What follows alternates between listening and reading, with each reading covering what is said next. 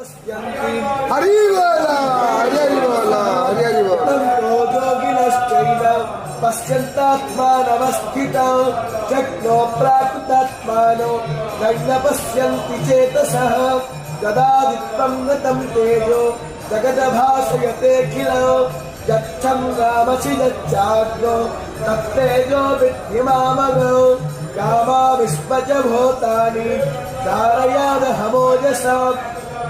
उष्णामीचौषधी सर्वा सोमभूत्वा रसात्मकः अहं वैश्वानरो भूत्वा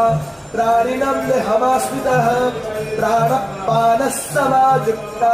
पचमन्यं चतुर्विधं सर्वश्च चाहं हृदि सन्निविष्टो मतस्पतिज्ञानपपोहनं च